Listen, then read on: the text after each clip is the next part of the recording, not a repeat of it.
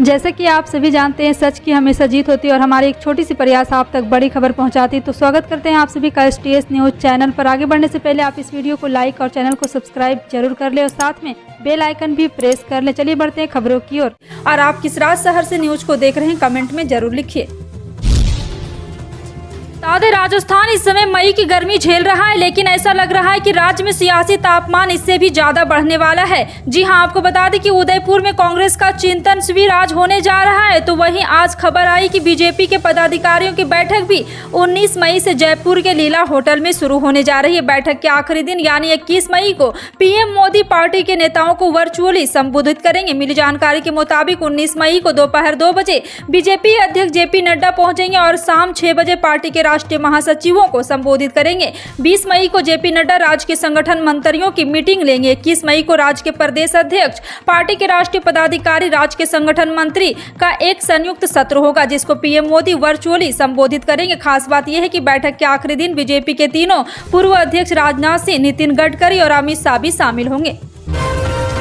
देश में loud speaker विवाद का मुद्दा बना हुआ है। देश के कई राज्यों में मंदिर मस्जिद के ऊपर लगे लाउड स्पीकर उतारे जा रहे हैं, तो कई जगह उनके वॉल्यूम कम किए जा रहे हैं। लाउड स्पीकर विवाद को लेकर कई राजनीतिक दल अपनी राजनीति भी कर रहे हैं। मसलन लाउड स्पीकर अब देश में धार्मिक और राजनीतिक मुद्दा भी बन चुका है। देश में चल रहे लाउड स्पीकर विवाद के बीच गुजरात के सूरत में एक ऐसा गाँव है जहाँ 1 से 2 लाउड स्पीकर नहीं बल्कि पूरे 55 लाउड स्पीकर के साथ माता रानी की आरती होती है।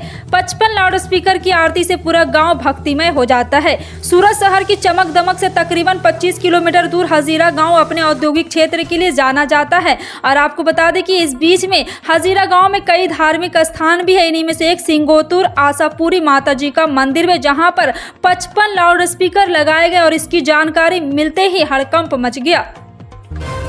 मुख्यमंत्री योगी आदित्यनाथ ने मुख्य सचिव से सभी आयोग की 100 दिनों में भर्ती की रिपोर्ट मांगी। उन्होंने निर्देश दिया है कि इस संबंध में सभी आयोग के चेयरमैन के साथ समीक्षा कर रिपोर्ट दे।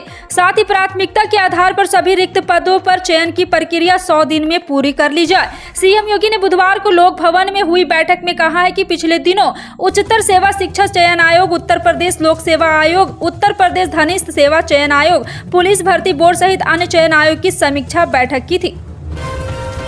15 राज्यों की खाली 57 राज्यसभा सीटों पर चुनाव तारीखों का ऐलान कर दिया गया है। इन सीटों पर अब 10 जून को मतदान होगा। चुनाव आयोग के मुताबिक 21/6/2022 से 1/8/2022 के बीच कई सदस्यों का कार्यकाल पूरा हो रहा है। इसके बाद ये सीटें खाली हो जाएगी। इससे पहले 31 मार्च को 6 राज्यों की 13 राज्यसभा सीटों के लिए चुनाव हुए थे।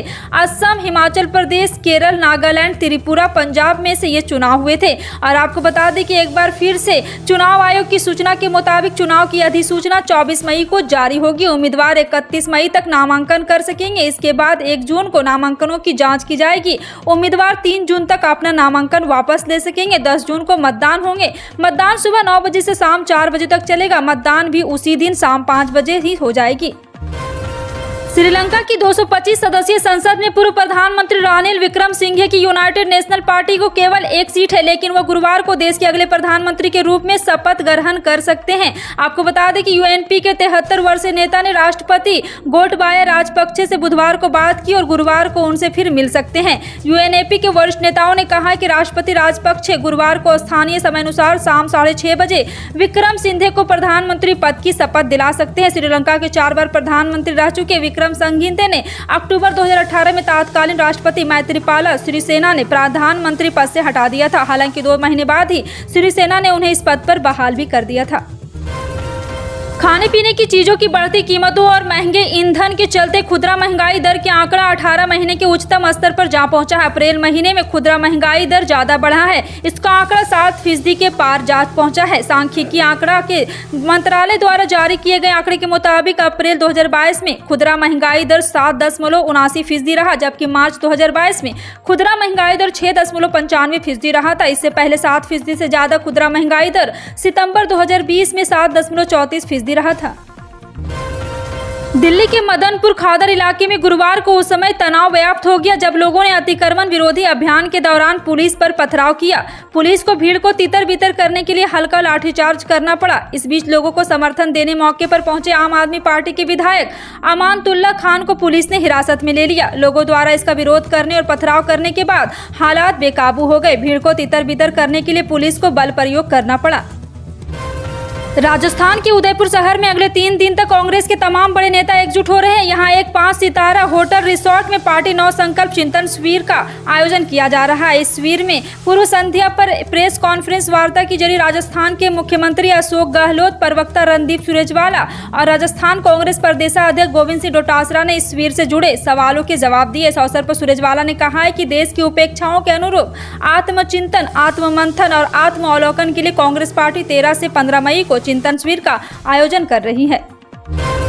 झारखंड में पंचायत चुनाव के पहले चरण में 16,757 सीटों में से 37% से ज्यादा सीटों पर बिना चुनाव कराए ही उम्मीदवार को विजयी घोषित कर दिया गया। निर्वाचन अधिकारी ने बृहस्पतिवार को यह जानकारी दी। उन्होंने कहा है कि 16,757 सीटों में से 37.18% या 6,231 सीटों पर नामांकन वापस लेने और पर्चे खारिज किए जाने के बाद केवल एक प्रत्याशी ही था। पहले चरण में कुल 39,112 उम्मीदवारों के नामांकन दाखिल किया गया था, जिनमें 14,079 ने पंचायत सदस्य के लिए, 1,127 ने मुखिया पद के लिए, 146 ने जिला परिषद सदस्य के लिए नामांकन भरा था।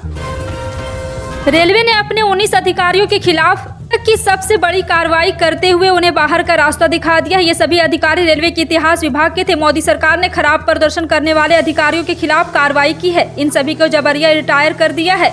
इस लिस्ट में 10 अधिकारी ज्वाइंट सेक्रेटरी के लेवल के हैं। बता दें कि रेलवे मंत्रालय का कार्यभार संभालने के बाद अश्विनी वैष्णव ने साफ कह दिया था कि कर्मचारियों को या तो काम करना होगा या फिर उन्हें घर में बैठा जाएगा। पिछले 11 महीने में 96 अधिकारियों को VRS दिया जा चुका है। मोदी सरकार ने सरकारी अधिकारियों की समय समीक्षा के तहत केंद्रीय सिविल सेवा पेंशन अधिनियम 1972 से 56 JI के नियम 48 के तहत ये कार्रवाई की। ताजमहल केस के मामले में सुनवाई करते हुए इलाहाबाद हाईकोर्ट ने रजनीश सिंह की याचिका को खारिज कर दिया है। ताजमहल के 22 कमरों की जांच को लेकर चल रही सुनवाई इलाहाबाद हाईकोर्ट की लखनऊ बेंच में हुई। बीते दिनों अयोध्या के रहने वाले बीजेपी कार्यकर्ता डॉक्टर रजनीश सिंह ने हाईकोर्ट की लखनऊ बेंच में ये याचिका दाखिल की। ताजमहल को लेकर रीट एप्लीकेशन के जरिए याचिकाकर्ता ने 22 बंद कमरों को खोलकर उनकी जाँच कराए जाने की अपील की थी। दिल्ली सरकार की ओर से पिछले सप्ताह कैबिनेट मीटिंग में बिजली सब्सिडी का लाभ उठाने वाले उपभोक्ताओं को लेकर अहम फैसला लिया गया था। सरकार ने फैसला लिया था कि अब बिजली उपभोक्ताओं को 400 यूनिट तक की सब्सिडी योजना का लाभ लेना है तो उसके लिए वैकल्पिक माध्यम चूज करना होगा। यानी अब बिजली उपभोक्ता बिजली पर सब्सिडी नहीं चाहते हैं तो उनको छोड़ने के लिए ऑप्शन दिया जाएगा। इस दिशा में उपभोक्ताओं को विकल्प चुनने के लिए निजी बिजली कंपनी डिस्कॉम ऑनलाइन और ऑफलाइन दोनों तरह की व्यवस्था देने की तैयारी में जुट गई है।